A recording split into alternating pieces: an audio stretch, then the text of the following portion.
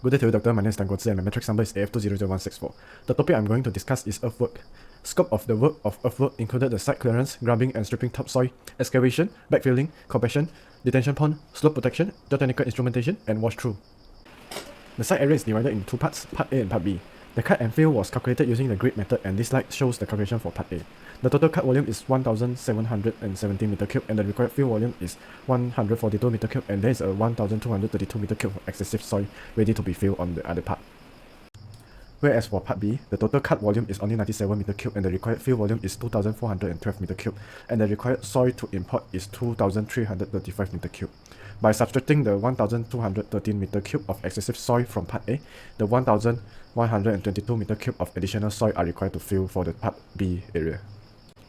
This slide shows the wash-through layout plan. To Doctor. My name is Gandhi Lee. Now I would like to present about the road design.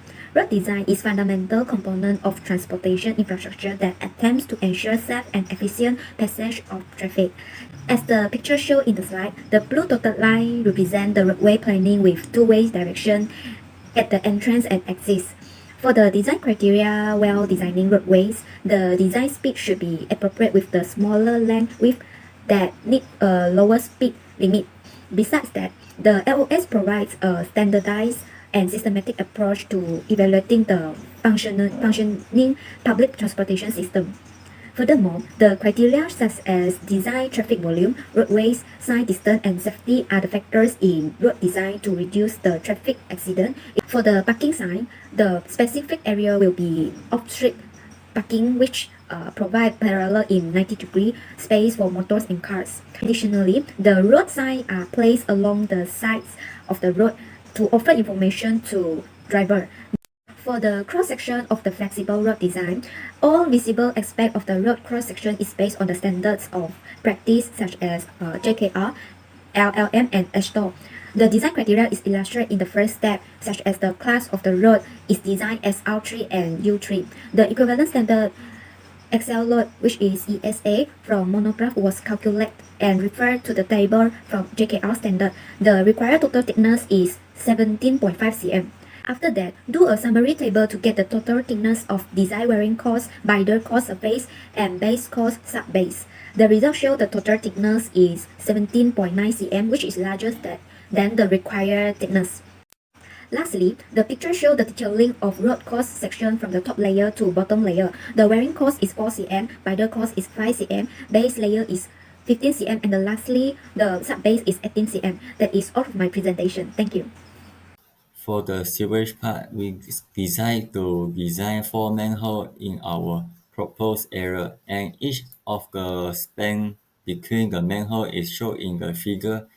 And to calculate the sewage reticulation, we need to determine the PE of the area, and the total PE is shown in the diagram below. For the calculation of sewage line, all the assumption is according to the Malaysia Sewage Industry Guideline MSIG and shown in these two figures. For the calculation, we will use the Excel software to easier the calculation. This is the summary of design for our 4 manhole, and based on the table, we can see that the maximum flow rate of the 4 manhole all is higher than the peak DWF. So this means that our design is acceptable. This full figure is showing the detailed section of manhole in front view and side view, and all the parameter is showing inside the figure to easier the contractor build up.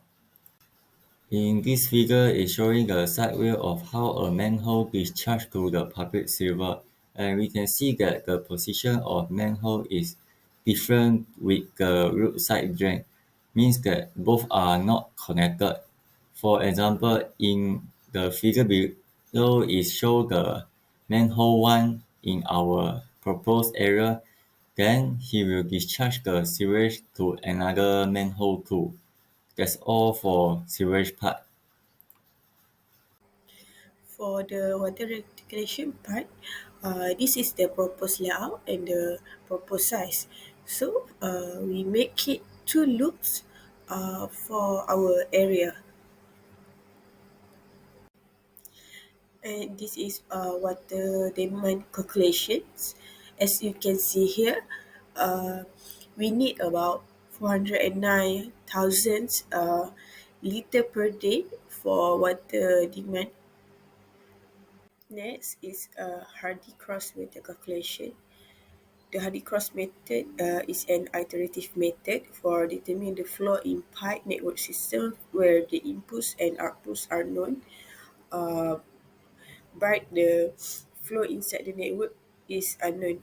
So I design it uh, for every nodes have the flow in pipe uh, to get the Q. And this is residual head calculation. Uh, Residual head calculation is to ensure that an adequate density or range of fire water streams is maintained for all applications device.